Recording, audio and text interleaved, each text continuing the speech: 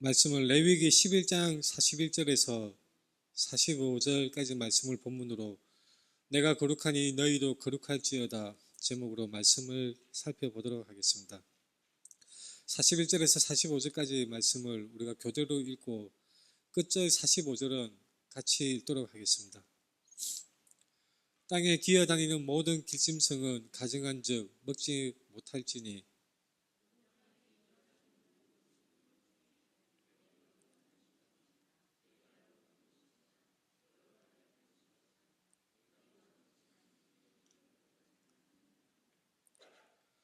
너희는 기는 바 기어다니는 것 때문에 자기를 가증하게 되게 하지 말며 또한 그것 때문에 스스로 더럽혀 부정하게 되게 하지 말라.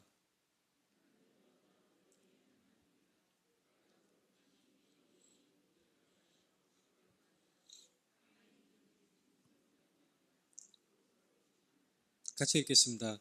나는 너희의 하나님이 되려고 너희를 애굽 땅에서 인도하여 낸 여호와라. 내가 거룩하니 너희도 거룩할지어다. 아멘.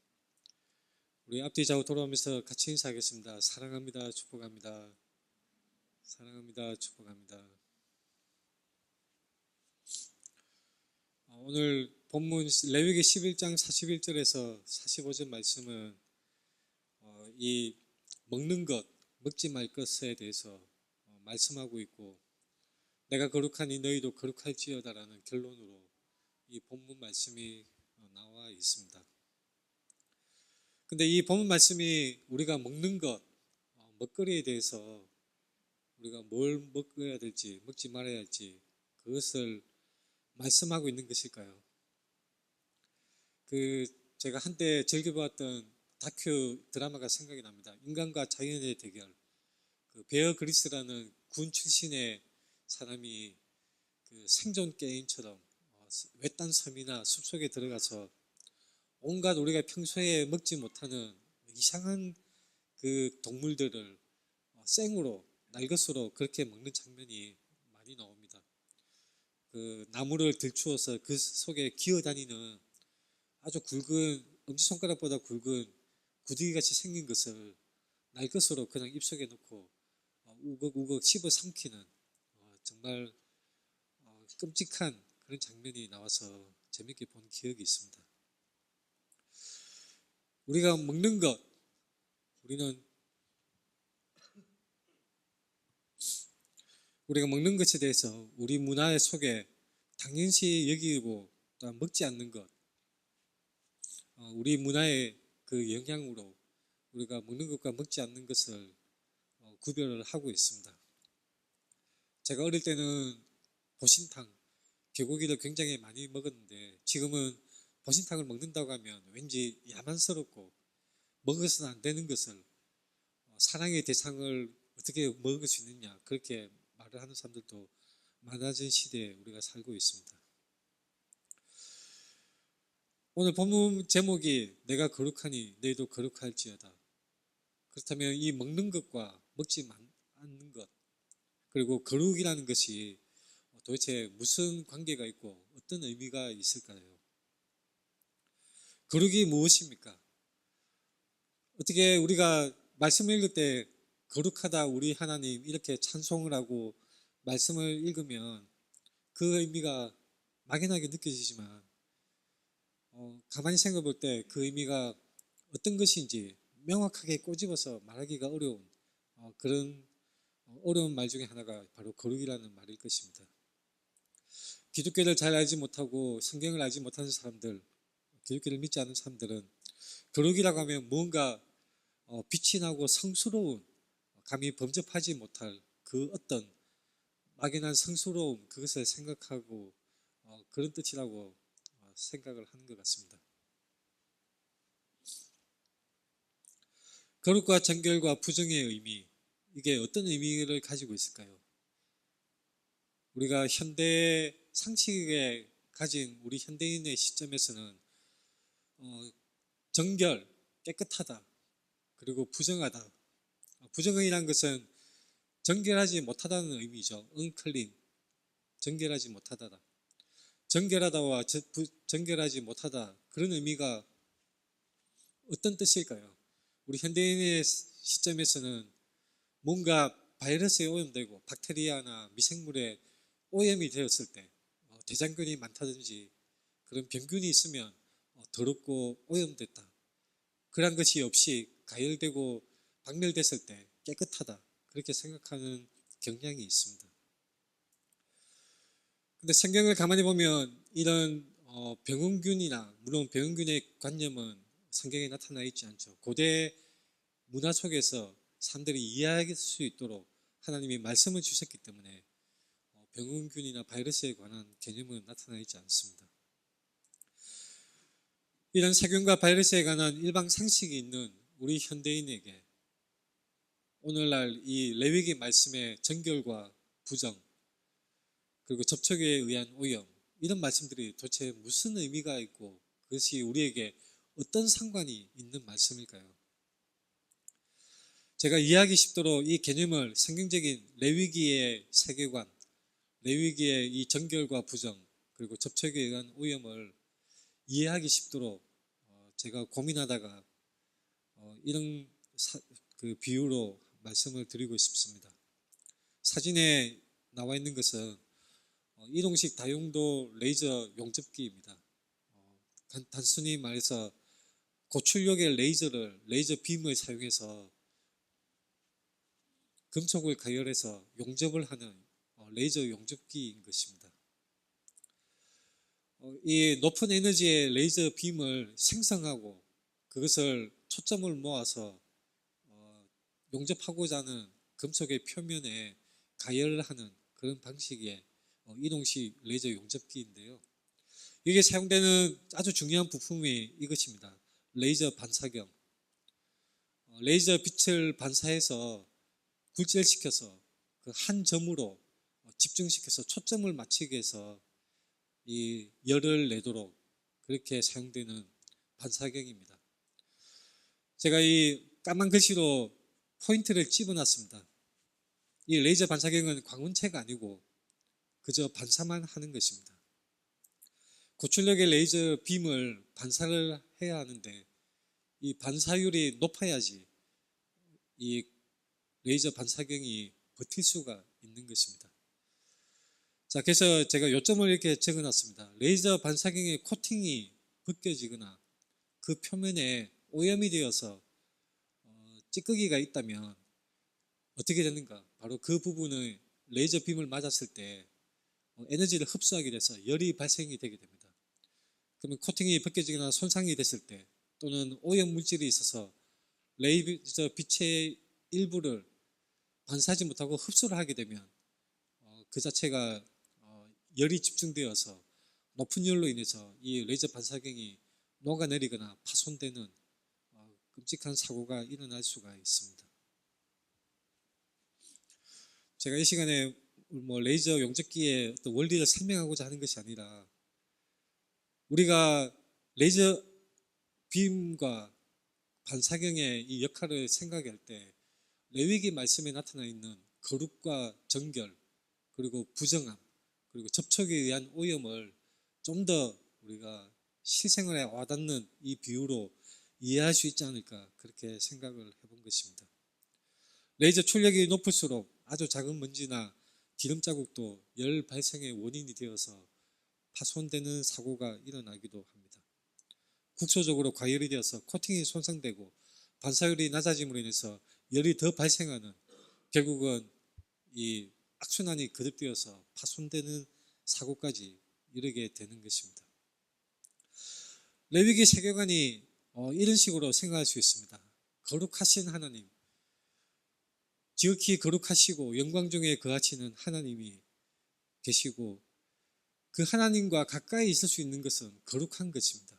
제가 지금 말씀드린 것은 레위기에서 말씀하는 세계관의 관점입니다. 하나님이 계시고 하나님과 가까이 갈 수 있는 것은 거룩한 것이 가까이 갈 수가 있습니다. 그리고 이 세상은 속된 것입니다. 우리가 살고 있는 이 세상은 속된 것입니다. 이 속된 것 중에 정결한 것과 부정한 것이 있습니다. 정결한 것과 부정한 것이 있는데 이 정결한 것이 부정한 것이 될 수가 있고 부정한 것이 다시 정결한 상태로 바뀌어질 수가 있습니다. 정결한 것이 하나님께서 가까이 하게 하실 때 거룩한 것으로 거룩한 속성을 가지게 되는 것을 우리가 말씀에서 관찰하고 있습니다. 만약에 거룩하지 않은 죄인이 하나님께 가까이 나아가면 어떻게 될까요? 그것은 큰 비극이 될 수가 있습니다. 제가 비유로 말씀드렸던 레이저 용접기의 사고처럼 그 열을 감당하지 못해서 레이저 반사경이 파손되는 것처럼 거룩하신 하나님께 가까이 나아갈 때에 죄가 있다면, 오염이 되어 있다면 파손되고 파괴가 되는 그런 비극이 일어나게 되는 것입니다. 선지자 이사야서 6장 5절에서 그것을 적나라하게 기술하고 있습니다. 그때 내가 말하되 화로다 나여 망하게 되었도다. 나는 입술이 부정한 사람이요 나는 입술이 부정한 백성 중에 거주하면서 만군의 여호와이신 왕을 배웠음이로다. 거룩하신 하나님 앞에 가까이 나아갈 때에 자신의 죄를 깨닫고 오호라 나는 망하게 되었도다. 내가 죄인인 주제에 거룩하신 하나님 앞에 가까이 나아가는구나. 하나님께 가까이 나갈 때에 이 죄는 도저히 버틸 수가 없는 것입니다. 레위기 말씀에 곳곳에 나타나는 이 개념 중에 중요한 것이 또한 접촉입니다. 접촉. 이 레위기 7장 19절 말씀에 보면 고기가 부정한 물건에 접촉되었으면 먹지 말고 불사를 것이라. 접촉을 통해서 이 오염이 전가가 되는 것입니다. 몸이 부정한 자가 여호와께 속한 화목제물의 고기를 먹으면 그 사람은 자기 백성 중에서 끊어질 것이요 만일 누구든지 부정한 것, 사람의 부정이나 부정한 짐승이나 부정하고 가증한 무슨 물건을 만지고 여호와께 속한 화목제물의 고기를 먹으면 그 사람도 자기 백성 중에서 끊어지리라.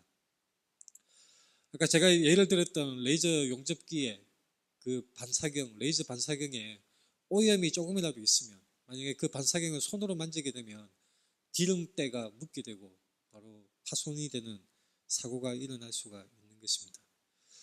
레위기의 이 접촉에 의한 오염 아주 중요한 개념이죠. 레위기에서는 또한 이 분별할 것을 말씀하고 있습니다. 레위기 11장 47절에 이런 말씀이 있습니다. 부정하고 정한 것과 먹을 생물과 먹지 못할 생물을 분별한 것이니라. 왜 하나님이 레위기에서 갑자기 분별해라 이렇게 말씀을 하실까요? 먹을 생물과 먹지 못할 생물. 이것은 레위기에서 갑자기 뚝 튀어나온 그런 표현이 아닙니다. 여기 사용된 분별이라는 단어는 이미 창세기에서 사용된 단어입니다. 어떤 뜻을 가지고 있냐면 나누다, 분별하다, 구별하다 그런 의미를 가지고 있습니다.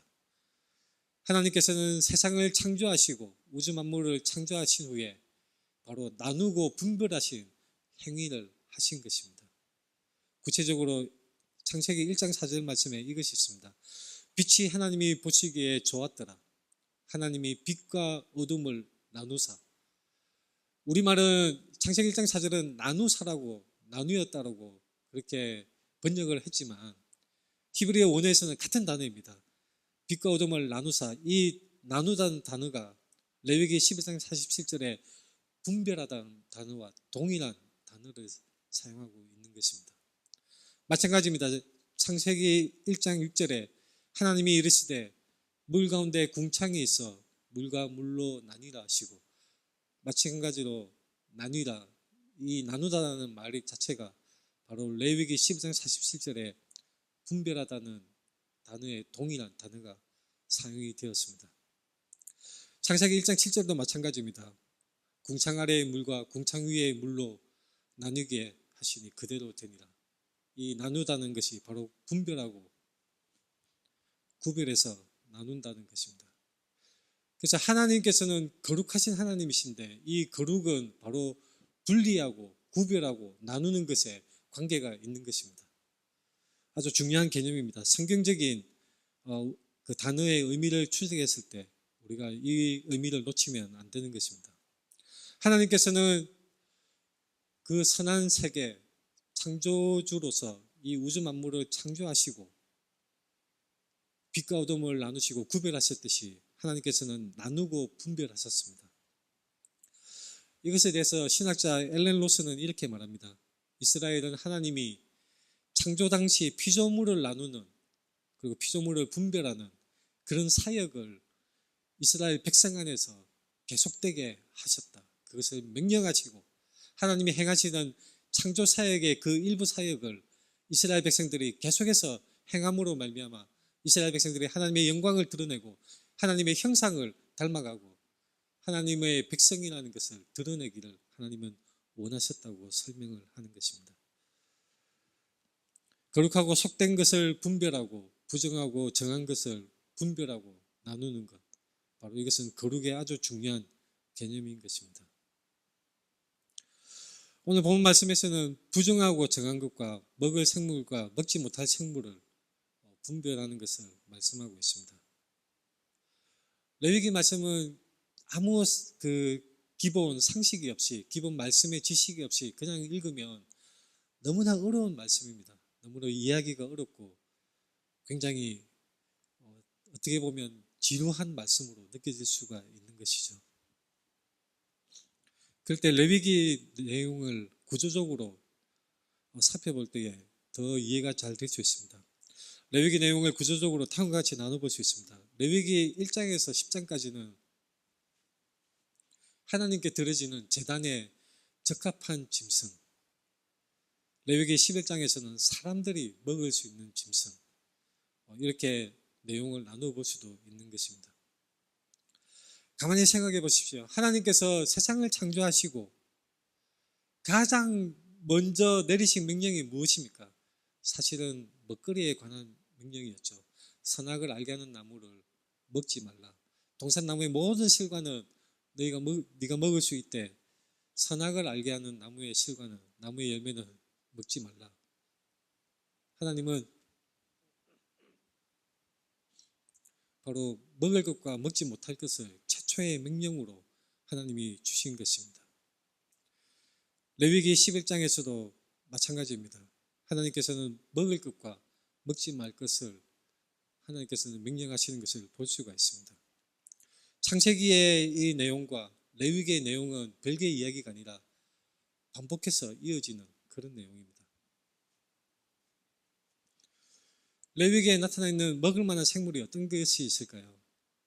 육지의 모든 짐승 중에 굽이 갈라져 쪽발이 되고 새김질하는 것 먹을 수 있습니다. 물에 있는 모든 것 중에서 지느러미와 비늘이 있는 것, 새중의 부정한 종류를 제외한 것, 날개가 있고 네 발로 기어다니는 곤충 중에서 뛰는 다리가 있어서 땅에서 뛰는 것, 메뚜기 같은 거 먹을 수 있다는 말씀이죠. 그러면 먹지 못하는 생물은 어떤 것이 있습니까? 낙타, 사반, 토끼, 돼지, 두더지, 쥐, 도마뱀, 악어, 카멜레온, 독수리, 솔개, 물수리, 말똥가리, 까마귀, 타조, 타흐마스, 갈매기, 새매, 올빼미, 가마우지, 부엉이, 흰 올빼미, 사다새, 너새, 황새, 백로, 오디새, 박쥐, 그리고 날개가 있고 네 발로 기어다니는 곤충을 하나님은 먹지 못하도록 금지하셨습니다. 낙타는 새김질을 하되 굽이 갈라지지 않았으므로 먹지 못합니다. 말고기는 먹을 수 있을까요? 말고기도 이 레위기 말씀에 근거하면 먹지 못합니다. 제가 제주도 출장 갔을 때, 업무로 출장 갔을 때 말고기탕을 먹었었거든요. 아주 제주도의 특산품으로 말고기가 유명한 요리입니다. 꼭 한번 드셔보십시오. 근데 이 레위기 말씀에 의하면 말고기도 먹으면 안 되는 것이죠.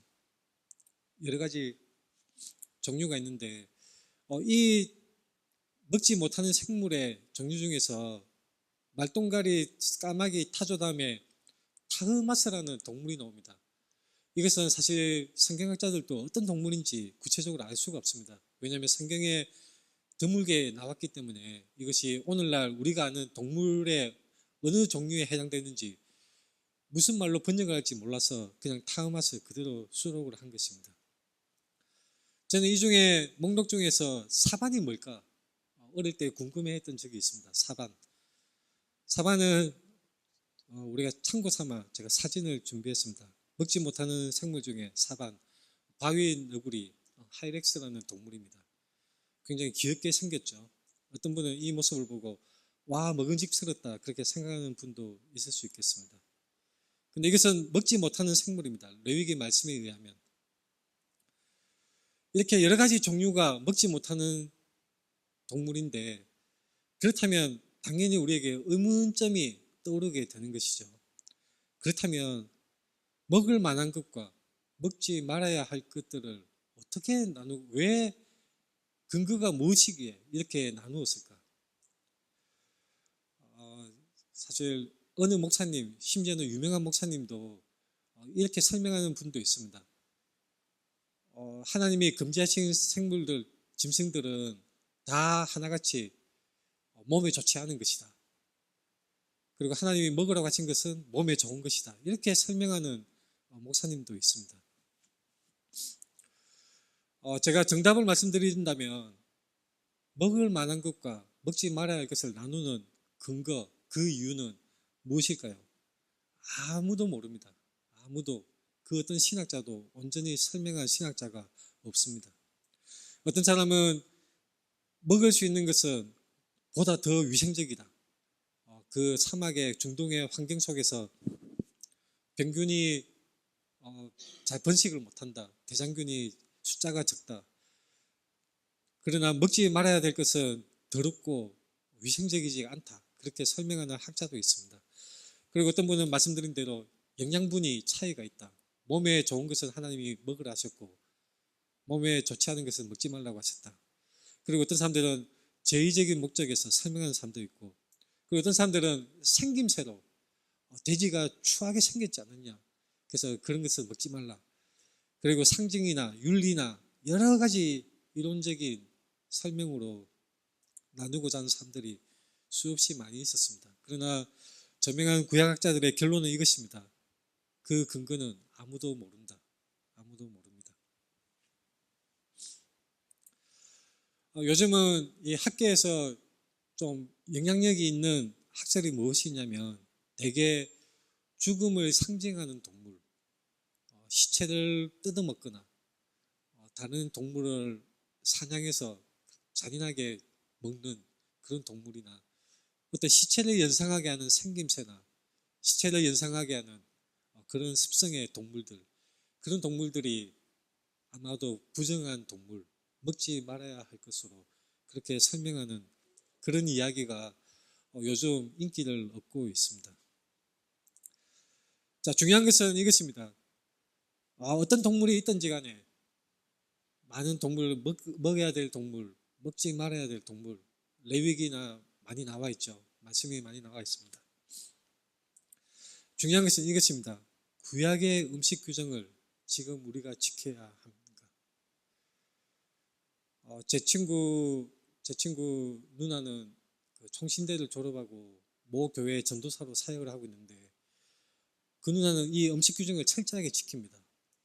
그 합동교단이지만 돼지고기 절대 먹지 않고 이 말씀 그대로 문자적으로 적용하는 그런 모습을 제가 보고 깜짝 놀란 적이 있습니다. 저는 돼지고기 잘 먹습니다. 그리고 피로 응결시켜서 만든 선지국밥도 아주 좋아합니다. 잘 먹습니다. 레위기에서 금지하는 기름도 저는 잘 먹습니다. 그리고 말씀드린 대로 제주도 출장 갔을 때도 말고기탕을 즐겨 먹었습니다. 구약의 음식 규정을 지금 우리가 지켜야 합니까? 왜 하나님이 구약에 그렇게 구구절절히 먹을 것과 먹지 말아야 할 것을 명시를 해 놓으셨을까요?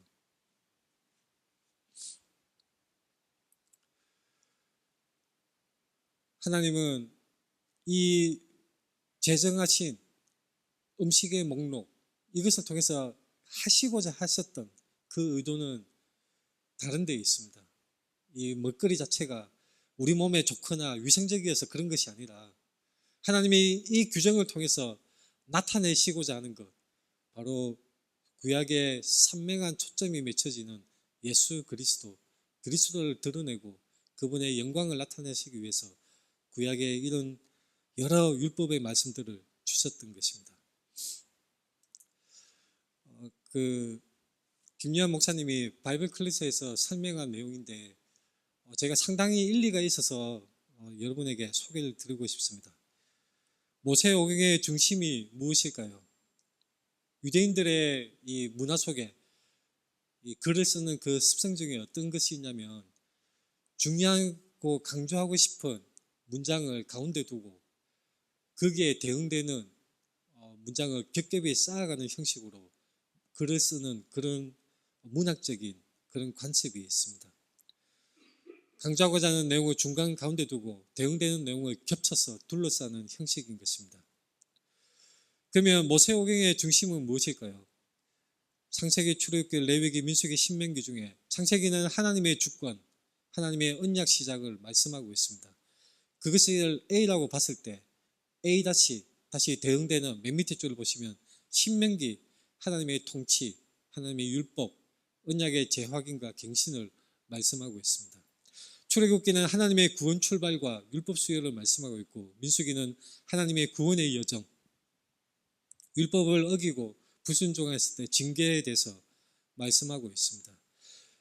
그래서 창철 레민신 이 모세오경 중에 가장 강조되는 것은 중간에 있는 레위기죠. 레위기는 제사, 정결, 거룩, 하나님의 임재에 대해서 말씀하고 있는 것입니다. 모세오경 중에 가장 중심되는 책 레위기 말씀 중간에 있기 때문에 구조상으로 그렇다는 것입니다. 그러면 레위기에서 가장 또 중심되는 장은 몇 장일까요? 레위기에 중심되는 장은 1장에서 7장까지 제사규례가 나와 있고 대응되는 A-23장의 17절에 절기, 서원, 11조 등의 규례가 있고 이런 식으로 대응되는 내용들을 나열했을 때 바로 16장이 가장 중심되는 장이라는 것을 구조적으로 우리가 분석을 할 수가 있는 것입니다. 자, 그러면 모세오경 중에 가장 중요한 책 레위기라고 한다면 레위기 중에서 가장 중요한 장은 중심장은 레위기 16장인데 16장을 마찬가지 이런 구조로 분석을 할 때에 가장 중심되는 구절은 몇 구절, 어떤 구절이냐면 바로 속죄 예식을 말씀하는 레위기 16장 16절에서 20절 상반 구절까지가 레위기에서 가장 중요한 16장에서 또한 그 중심으로 꼽을 수 있는 구조적인 이 강조점을 가지고 있습니다.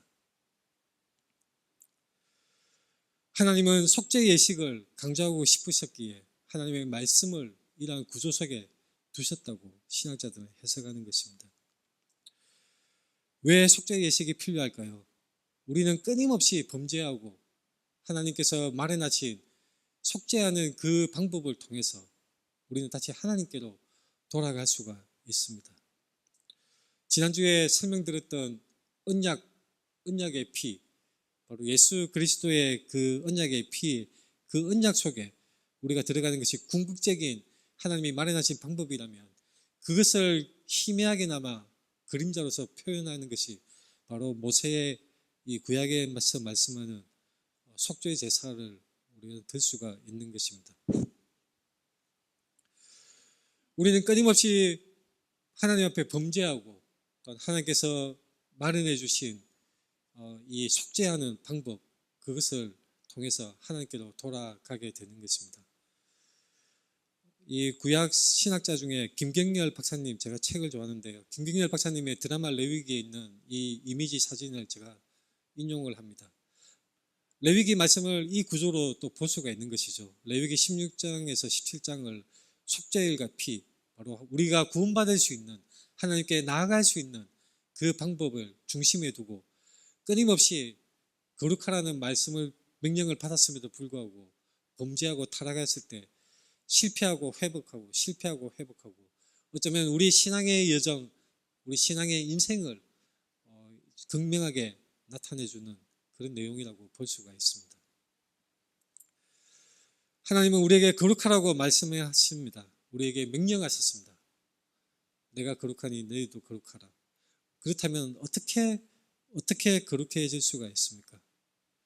레위기 구조와 그 첩첩이 쌓여져 있는 대응되는 내용으로 그 구조를 보았을 때 이 내용을 볼 때 정결해진다는 것의 의미와 거룩해진다는 것의 의미를 우리는 잘 알 수가 있습니다.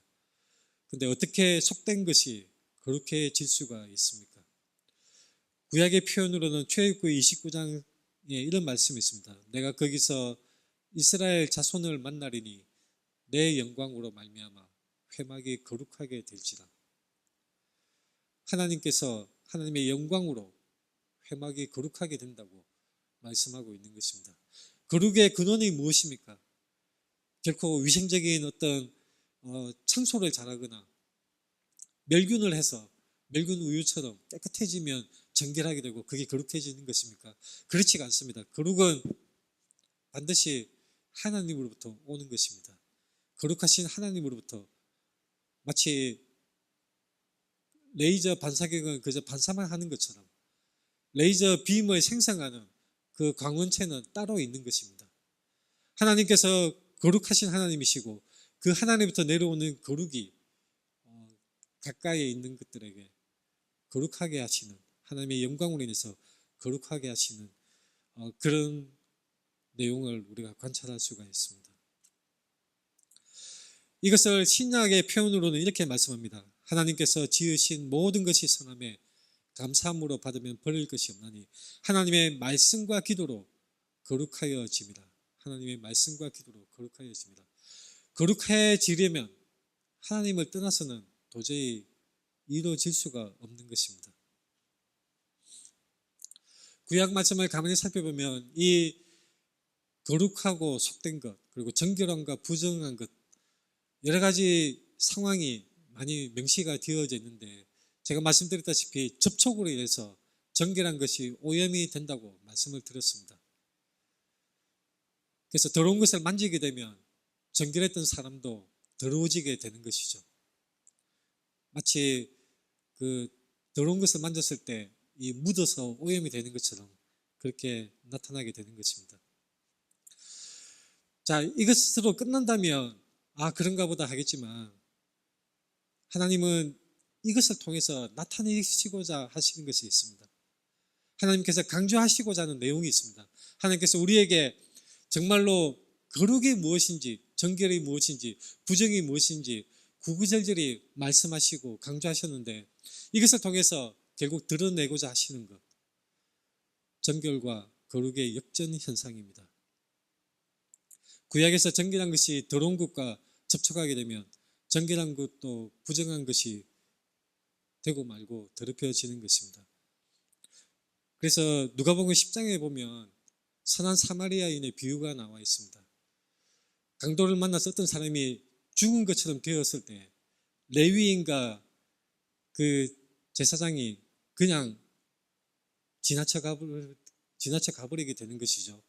그 사람들 나름대로 이유가 있습니다. 왜냐하면 시체를 만지면 자기 자신도 더러워지기 때문인 것입니다.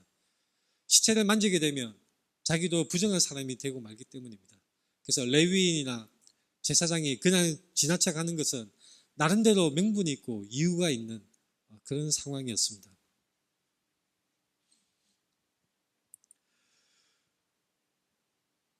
근데 정결과 거룩의 역전 현상을 우리는 어디에서 발견할 수 있습니까? 바로 우리 주 예수 그리스도. 구약에서 정결과 부정에 관한 말씀만을 본다면 반쪽짜리 실체를 놓치고만 그림자 지식밖에 없는 것입니다. 우리 주 예수 그리스도를 나타내기 위해서 하나님은 이렇게 레위기 말씀을 통해서 구구절절히 설명을 하시고 있는 것입니다. 예수님은 죽은 시체, 나병 환자, 피를 흘리는 혈루증을 앓는 여인, 그리고 귀신 들린 사람, 부정하고 온갖 더러운 것들, 죽은 시체를 만지면 결코 안 되는 그런 상황 속에서 예수 그리스도는 능동적으로 오히려 그 사람들을 만지셨습니다. 더러운 사람들을 만지셨습니다. 더러운 것들이 예수 그리스도와 접촉하였을 때 놀랍게도 예수 그리스도가 오염되는 것이 아니라 도리어 역전 현상이 일어나게 되는 것입니다. 정결하게 되고 깨끗함을 받는 놀라운 사건이 벌어지게 되는 것입니다. 정결과 거룩의 역전 현상, 이것을 드러내시기 위해서, 하나님이 강조하시기 위해서 구약에 그렇게 구구절절히 말씀하고 있는 것으로 우리는 해석을 할 수가 있습니다. 온갖 더러운 사람들이 예수 그리스도와 접촉하였을 때 예수 그리스도를 오염시키고 타락하게 하는 것이 아니라 도리어 접촉했던 더러운 사람이 정화되고 정결하게 깨끗함을 받게 된 것입니다. 그리스도는 죽은 자를 일으키시고 치유하여 주시는 분이십니다. 예수 그리스도만이 참된 정결함을 주시는 분이신 것입니다. 구약에서는 제사를 통해서 정결함을 유지하고 지키고 했지만 신약에서 바로 비로소 예수 그리스도를 통해서 완전한 정결함, 완전한 깨끗함을 우리가 누릴 수가 있게 되는 것입니다. 그리스도는 더러운 사람, 부정한 사람을 멀리 하시는 분이 아니라 우리에 다가오셔서 정말로 끔찍한 죄인인 우리를 만지시고 우리를 깨끗하게 해주신 분이십니다. 그리스도는 나병 환자를 만지고 깨끗하게 해주셨습니다. 죽은 자를 만지고도 부정해지지 않으시고 도리어 그 사람을 일으키셨습니다. 혈루병 여인이 예수님을 만져도 정결함을 얻었습니다. 구약의 정결 규정을 뛰어넘어서 오히려 그것을 초월하여서 그리스도는 정결하게 하시는 하나님으로서 그분의 영광을 드러내시는 것입니다. 우리가 구약의 음식 규정을 지켜야 할까요? 그렇지 않습니다. 예수님이 율법을 완성하셨는데 이 예수님의 말씀이 직접적으로 기록되어져 있죠. 마음으로 들어가지 아니하고 배로 들어가 뒤로 나갑니다. 이러므로 모든 음식물을 깨끗하다 하시니라. 또 이르시되 사람에게서 나오는 그것이 사람을 더럽게 하느니라. 사람을 더럽게 하는 것이 무엇입니까? 음식의 종류가 아닙니다. 마가복음 7장 21절에서 23절까지 말씀을 보면 속에서 곧 사람의 마음에서 나오는 것은 악한 생각, 곧 음란과 도둑질과 살인과 간음과 탐욕과 악독과 속임과 음탕과 질투와 비방과 교만과 우매함이니 이 모든 악한 것이 다 속에서 나와서 사람을 더럽게 하느니라. 하나님은 이것을 강조하시고자 여기에 선명하게 초점이 맺혀져야 하는 것입니다. 우리가 구약의 레위기의 말씀을 읽을 때 그리스도의 이 말씀을 떠올려야 합니다. 정말로 우리를 더럽게 하는 것, 돼지고기를 먹어서 선지국밥을 먹어서 우리가 더럽혀지는 것이 아닙니다. 우리를 더럽게 하는 것은 바로 우리 마음에서 나오는 악한 생각들, 이러한 것들이 우리를 더럽게 하는 것입니다. 신약 여러 곳에서 음식 자체가 아무런 효력이 없다는 것을 여러 군데서 말씀하고 있습니다.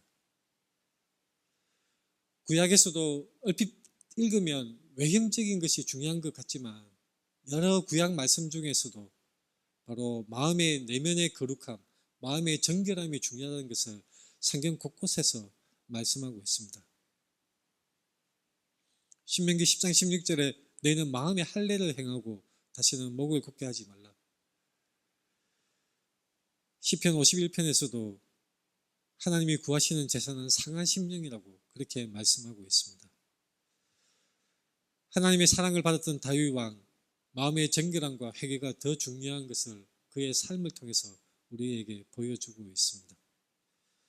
에스겔 말씀에서 맑은 물을 너희에게 뿌려 너희로 정결하게 한다고 예언의 말씀이 기록되어져 있습니다. 하나님은 우리를 정결하게 하여 주시고 우리의 심령을 깨끗게 하여 주시는 분입니다. 새 영을 우리에게 주셔서 우리가 참된 정결함을 누릴 수 있도록 하나님이 길을 열어주시는 것입니다. 유대인뿐만 아니라 이방인들도 우리를 포함한 모든 이방인들도 바로 정결하게 되는 은혜를 입을 수가 있는 것입니다. 예수 그리스도를 통해서, 오직 예수 그리스도를 통해서 그리스도의 그 사역과 그리스도의 그 품성과 그분의 능력을 선명하게 드러내기 위해서 구약의 말씀이 그림자로서, 율법의 그림자로 그렇게 나타내져 있는 것입니다. 그리스도의 사역을 상징하고 있습니다.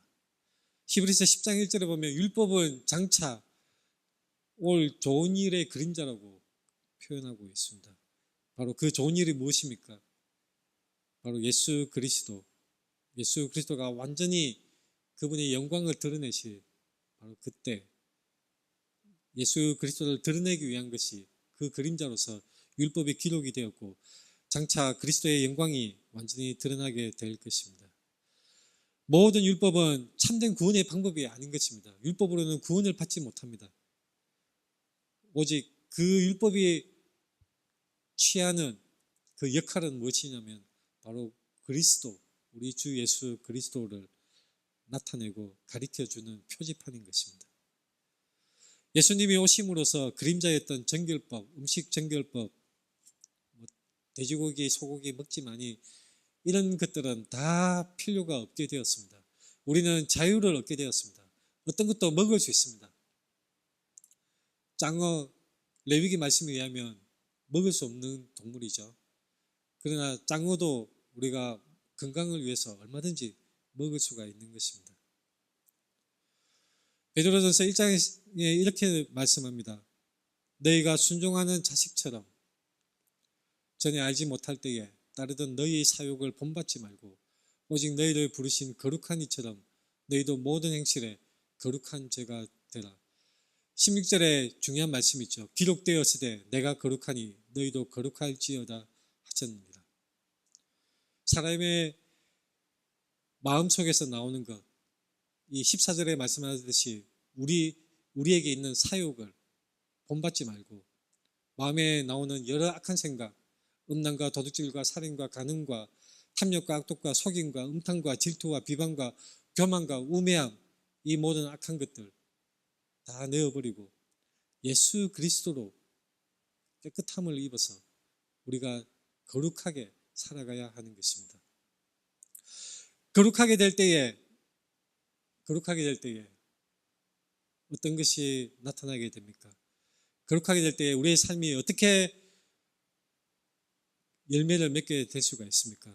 베드로전서 1장 22절에 그것을 말씀하고 있습니다. 오늘 말씀의 결론입니다. 베드로전서 1장 22절 우리가 천천히 같이 읽도록 하겠습니다. 너희가 진리를 순종함으로 너희 영혼을 깨끗하게 하여 거짓이 없이 형제를 사랑하기에 이르렀으니 마음으로 뜨겁게 서로 사랑하라. 아멘. 신약의 성도들은 율법을 완성하신 예수님 안에서 레위기의 정결법을 문자적으로 지키지 않습니다. 그 율법들은 예수 그리스도를 나타내고 강조하기 위한 것들입니다. 그림자입니다. 그리스도를 나타내기 위한 그림자입니다. 우리는 삶의 원칙, 거룩한 백성으로서 살아가야 될 이 삶의 원칙은 지켜야 합니다. 그것은 구약뿐만 아니라 이 시대를 살아가는 우리에게도 적용이 되는 것입니다. 거룩한 삶의 원칙, 바로 그것은 무엇입니까? 거룩한 백성으로서 우리는 하나님을 사랑하고 우리의 이웃을 사랑하는 삶, 그것이 거룩한 백성의 열매로 나타나야 합니다. 이것은 여전히 유효한 우리에게 주어진 하나님의 명령인 것입니다. 기도하겠습니다.